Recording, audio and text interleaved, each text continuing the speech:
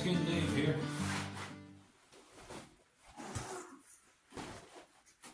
Well, we're getting some rain again.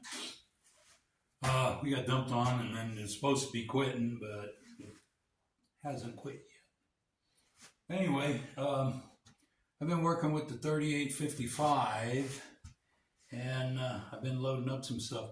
Normally I shoot my 3855 with smokeless and I shoot a 249, 250 grain bullet. With the smokeless, I've got a gas check bullet that I use. And man, it shoots good. I get about 1750 out of a 250 grain bullet, so it's pretty stout. And I've got some of these bullets that I made. Remember when we were talking about you gotta sometimes buy a mold and find out you don't want it. Well, I got this mold and I made a bunch of bullets for it, and it works out fine. It doesn't have a gas check on it. It's 200 and let's see what it weighs. So my mix with grease, 248. The spec on it says it's a 249 grain bullet. Anyway, I was going to load up some black powder shells with these extra bullets. I got about 100 of them on that, maybe a little less, and shoot the old gun with black powder. This 3855, in case anyone wants a close look at it, it's a Model 94 Winchester. This gun here started out life as a 30-30, and it's not a pre-64, but it's like real close. It's like 68, 69, something like that. Has none of the new safety features or anything. It's just a standard top eject. And it was a carbine. It was in pretty good shape, but I bought two of them back when Winchester stopped making the 94. And I bought two of them in a hawk shop for 150 bucks a piece. And they were just 30-30s, 20 inch, short rifle. And I sold one because I kept them for a while because I was planning on building stuff with them. And I kept them for a while, and then they came up with that. They stopped making them. Well, hell, I paid for both of them and plus a barrel and a little bit of parts, just selling one. So I took the other one and I made it into a 3855. So it's got the 24-inch rifle barrel. And I went with the, you can see it's a hex barrel. I had to get it was a longer barrel, so I had to get the longer tube and set it up. And then the old one had the rings around the wood, the barrel rings. But this one has the nose cap. And so I had to fit a piece of wood for that. Then I made them look about the same. I sanded them down. And it's turned into a really good rifle. It's a good woods rifle, deer rifle. I'm sure just about anything's been shot with this over the years. But the 3855 started out as a Ballard cartridge. And Ballard brought it out for their single shot rifles in 1884. It was a black powder cartridge. And Winchester, shortly after that, when they come up with their 1894s, chambered the 3855 in there in the 1894. And it's a good cartridge. One of the things when you're dealing with this cartridge, this barrel is calibered to 375. Okay, and a lot of you've seen the 375 Winchester, for instance, when they came up with their heavier duty guns. What was it, the 307, there was another one, and then and then the 375. Anyway, that's the barrel. That was my barrel, the diameter. If you get a vintage gun, you better slug the barrel, because some of them were like 38 381. You know, they were bigger. They were actually a true 38. The 3855s you buy now or more, they're 375. So anyway, this one has a 375 barrel. It's really hard to find a not a cast bullet, jacketed bullet for them, because you need to find a flat nose one, and I don't know anybody. You just can't find them.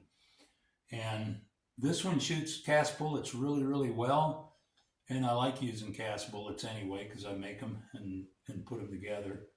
So it's kind of a pain in that you got to mostly load for it.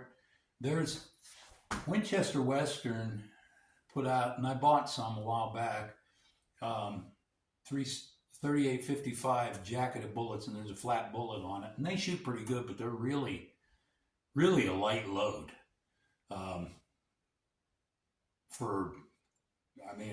It's not as, it doesn't have as much push on your shoulder as a 30-30. 30-30 is kind of a butt kicker. Of course, this gun's a little heavier. But, so anyway, I loaded some black powder up for it a long time ago, and I decided to do some black powder. And I thought it'd be a good way of showing you how I figure out how much black powder I need. I never really start with a number, okay? The way I did it is I've got the bullet, and I measure from the bottom of the bullet, the base of the bullet, to the ring that I want it to close on, which be, this one has a grease ring, then it has another little ring, and I want it to crimp just under that forward ring. You want a good crimp on it because this is a lever gun with a tube feed, and you want to crimp on it, or a little bit anyway, because from shooting the gun, the recoil might jam the bullet. So anyway, I get a measurement, and then I take that measurement and I put it on the edge of the case.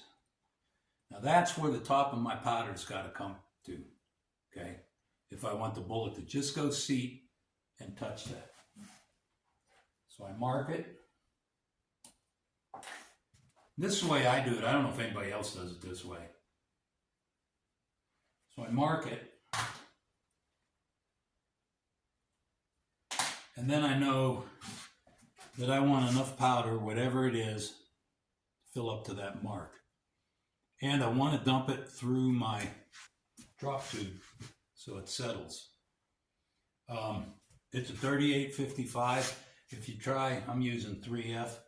If you try to put 55 grains in it like it should be with this bullet, well, with any bullet, because 55 grains, it'll hump.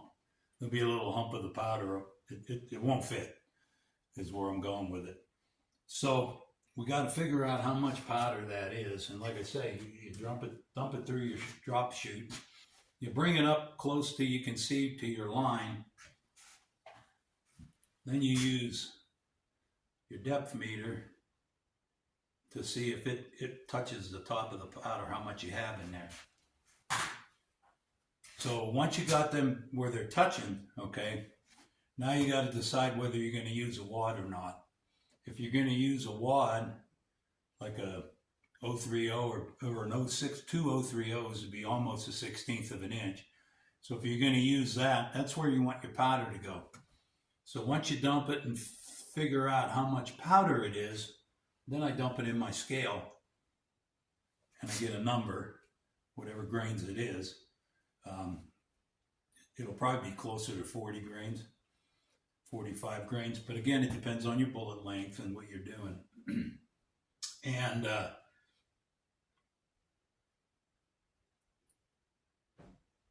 when you put your wads in there and you seat the bullet, you'll get your 1/16 of an inch compaction. So I'm not using any wads with this one. I don't have any cut because most of the time I use my regular bullet, my smokeless bullet for black powder or smokeless, and it has a gas check on it, so I don't worry about the bottom of the bullet being damaged. I don't have any cut, but I'm going to load these black powder ones just like that. And I did load a few and shot a few before I come in, and they seem to be doing fine at 100 yards. So I'm going to go without a, again, you got such a smaller charge of black powder, you know, you don't have the same amount of pressure back there. So I think they're going to work. Why don't you guys get that cup of coffee filled up and warmed up, and let's see how it goes. So I'm going to try a few of these out of here through the Crony and just see what they do. And these, like I say, are black powder loads, so I don't know what they're going to do. I haven't Cronied them.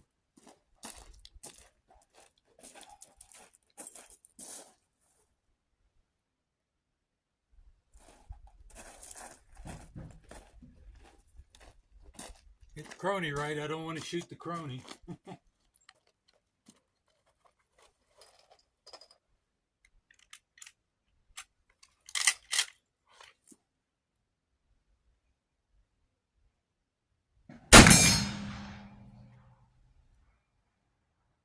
$11.96. That's pretty close to 1200. I think that's what it said. So 1200 on a 250 grain bullet. I'm just shooting it at 30 yards here at my on my short range, just to do the velocity. But that's pretty good. Like I say, I get 1750 out of smokeless. I didn't duplex load this, and I don't know if that would give me any more or what. It might. You never know. Anyway, let's see what another one does. And then I'm going to go out to 100 yards.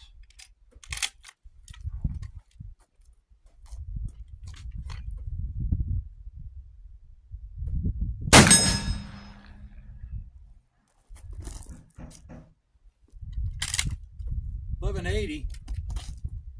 That's kind of consistent. Black powder, I don't know. I guess you can call that consistent. Let's do one more, get an average.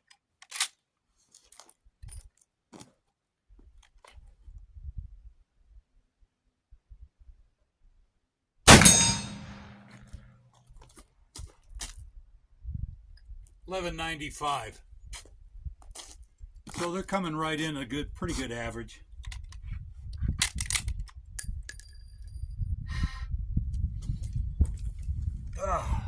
Well, if I can go get my 100-yard target to stand up, we'll try a few at 100.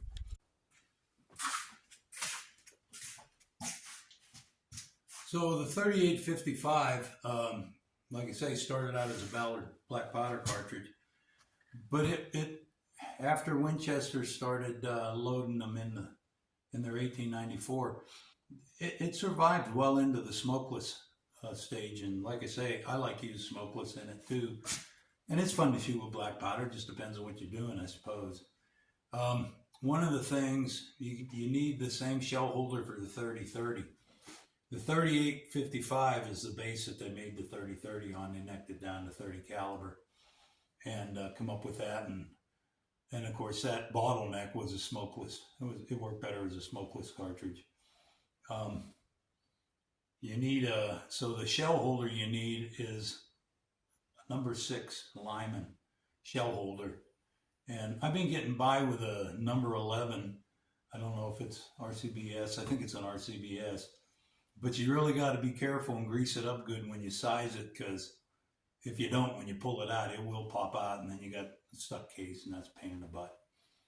But I thought I had a number 6 around here, but I guess I've been using that number 11.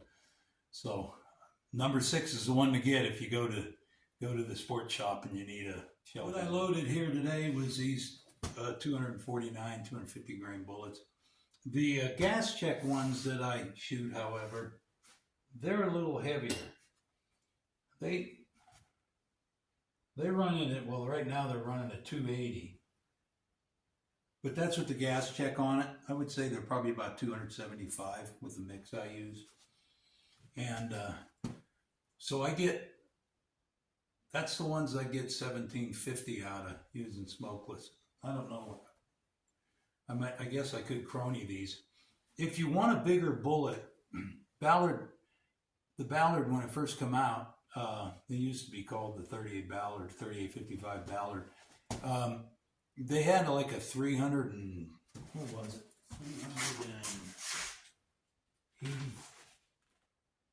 335 grain bullet. But you got to remember, the Ballard was a single shot rifle, so you can put any length bullet in there. Be careful when you go loading for a lever gun. It's got to be the right overall length. And this bullet here is just a little heavier, which means it's just a little bit longer. However, it crimps, so the same amount of lead sticks out of the top of the case. So it runs through like a 94 or any of the lever guns that are chambered for it. So if you want a heavier bullet, you can do it. You just have to get a different mold. And there might even be another mold like this that's a little heavier that seats it down in. But then you're going to seat your bullet down. You're going to have to put less powder in it so it'll all fit. And I don't know if you're gaining anything. This 275 grain bullet, whether I'm shooting black powder or smokeless, seems to be my best performer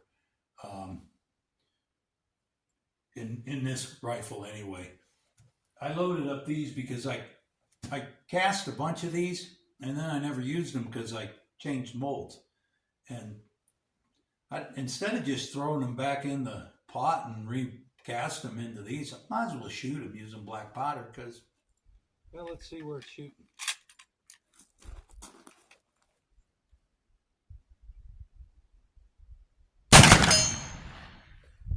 Well, it stood up and I got a hit.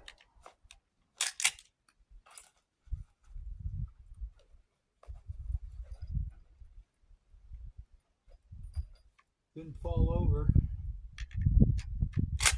Sure don't hit as hard as those 45 and 50s do as far as noise, but it did make a dink.